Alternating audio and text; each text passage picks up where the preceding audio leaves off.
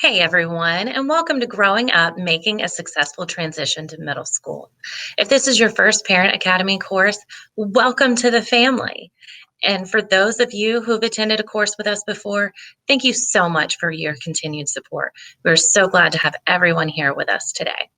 My name is Ashley Vandenmyracker. I'm a specialist with Parent Academy, and I'm also the very, very proud mom of two Team Duval students.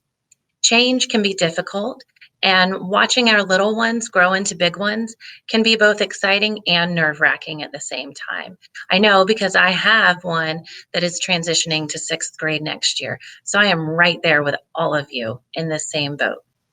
Today, we're going to talk about middle school and how we can help our kids make a successful transition. So I'm going to share my screen with you and go over some tips and strategies that I hope will help you and your family. One second. It's important to let your child be their first advocate.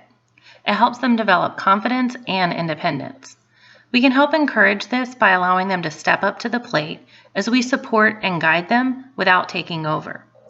Students have access to their grades, assignments, and important updates from their school through their Focus accounts. Encourage your child to check Focus regularly, at least once a week. It can help to have a set Focus day built into their routine. Students also have access to email through the district. Their email address is s followed by their student number at students.duvalschools.org. If your child has a question about an assignment, makeup work, or anything that was covered in class, let them send an email to ask for assistance or more information. Some parents might worry that they won't be kept in the loop or they won't know what's going on if their child is taking point and being that first line of communication. A great way to make sure that you stay included is to teach your child to CC you on their emails. It's also a great opportunity for them to practice some real-world skills while taking ownership of their learning. Regardless of how they communicate with their teacher, it's important that you encourage your child to contact their teacher, whether it's in person, over the phone, or email, a message on Teams, or even just leaving a note on their desk. But make sure you're really encouraging your child to be that point of contact. Middle school means different classes and different teachers. Each class will come with its own set of expectations and requirements. To help your child manage those expectations successfully, it's important to have an organization system in place at the beginning of the school year. Try different methods out to see which one is the best for your child. Don't be afraid to try something new if it isn't working. Part of staying organized is time management. Time management might be a new skill for your middle schooler. It is essential for keeping up with assignments and tests, but also for making sure they get to class on time. If your child struggles with how long time really feels, like do they think 10 minutes is more like an hour? Or do they think an hour is more like 5 minutes if they're on the computer? If this is something you think your child needs help with, then you can set a timer for 4 or 5 minutes and go for a short walk together. When the timer stops, look to see how far you've walked. This lets your child see how far they can really get in just those few minutes and how fast those few minutes go by. This is also the same amount of time that they'll have between classes. A planner is a great tool to help your child stay organized and manage their time. Another option is a to-do list. I know I love crossing things off my to-do list, and it helps keep me moving throughout my day. Study skills are another important tool for middle school success. They're learned and they need to be practiced regularly. How your child studies for one class may not work for every other class. It's important to have a variety of strategies ready so your child can do their best in each subject. Knowing when tests and projects are scheduled is a must. Keep those dates posted in a planner or on the family calendar, somewhere where they're seen on a regular basis. Set up a place your child can study comfortably, but not too comfortably, and be without distractions. Establishing a study schedule and including it as an item on their to-do list or in their planner can help keep students focused. Learning how to study is especially important in middle school as your child is preparing for high school. There are several note-taking methods out there, so it's important to find the one that fits your child and works for each subject. Just like with study skills, note-taking methods aren't one size fits all. This might be the hardest part for us as parents and caregivers, but it's also so important for our children that we help them learn to embrace the struggle. It is okay if we let them struggle, not to the point that they're in danger of failing, but it's okay for them to stumble a little bit. When we struggle through a task, we learn so much from the mistakes that we make, and ultimately we grow and we become better and stronger because of it. Natural consequences can also be the best teachers sometimes.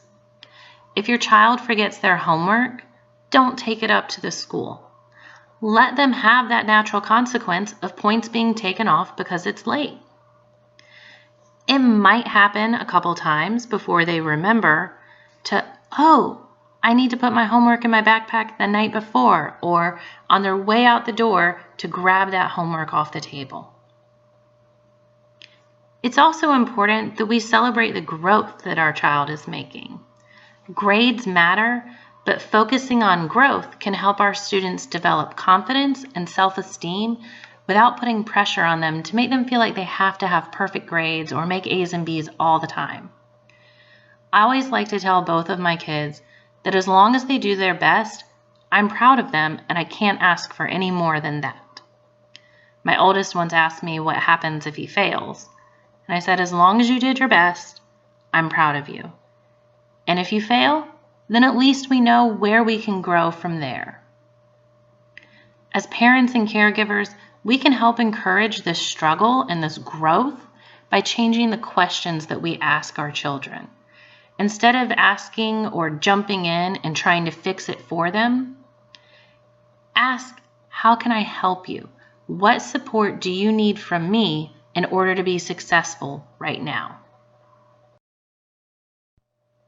No matter how old we are, I think most of us still remember what it was like to start middle school and how we felt going through those years. It's scary starting over in a new school. If it's possible, take a tour of the school with your child. Many middle schools will hold 6th grade orientation before the school year actually starts. This gives you and your child the chance to explore the campus, find a locker, and map out a route for their classes. To find out if and when your middle school might be offering this, give them a call or check their website or social media pages. While you're on their website, you can also look around and get an idea of clubs and sports that are offered there. To find out about selecting electives, check your student's Focus account regularly during the last 9 weeks of their 5th grade year, or call the school if you have specific questions about how to select their electives or which ones are being offered at your school. With middle school, there likely comes a new set of social concerns for your child. They're no longer the senior of the school. Now they're the new kid. There are so many what-if questions when it comes to middle school. What if I don't know anyone? What if I can't find anyone to eat lunch with? What if it's hard to make friends? What if I get lost going to class?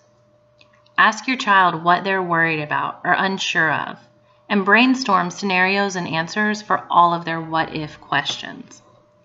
Joining a club, a sports team, or an after-school group can be a great way to meet new people and make friends. Starting and joining conversations can be difficult for anyone, and it may seem silly, but practice starting a conversation or joining a conversation without interrupting, and you'll let your child start the school year with a plan and some confidence in place. Now, we know this because we've been through it, but middle school is a different time and stage of life for our children. So many things happen during these formative years. It's vital we stay connected to them. You may need to change the conversation or the questions you ask, but keep trying and keep asking them. Instead of asking, "How was your day?" ask them to tell you something funny that happened. Something funny always happens in middle school. Talk to your child about everything and anything they're willing to talk to you about. If your child has a phone or access to social media, make sure you monitor the apps they use and who they're talking to. Bedtime may not look the same now that your child is out of elementary school, but that doesn't mean there shouldn't still be a routine in place, whatever that looks like for your child and your family. Middle schoolers might think they don't need their parents, but we know they especially need us during this time. Teamwork makes the dream work. It really is true. Middle school is likely the first time your child will have more than 2 or 3 teachers. This might be an adjustment for both of you. It's important for all of you to be on the same team and work together. This lets your child and the teachers know that school is a priority. Check your parent portal, follow up with a teacher after your child has made that first contact. Volunteer at the school if you can, try to conference once or twice a year, and if you're able to, join the PTA or attend a SAC meeting. Volunteering in middle school might seem different or feel like there are fewer opportunities than you might be used to coming from an elementary school, but it's really not all that different. You can still help with fundraisers and assist in the library. You can mentor or tutor students, or even come in and talk to students on career day. If you're interested in volunteering, reach out directly to the teacher or the school to see how you can help throughout the year. We are all Team Duval, and it takes all of us working together to make sure our students are successful. Thank you so much for tuning in today.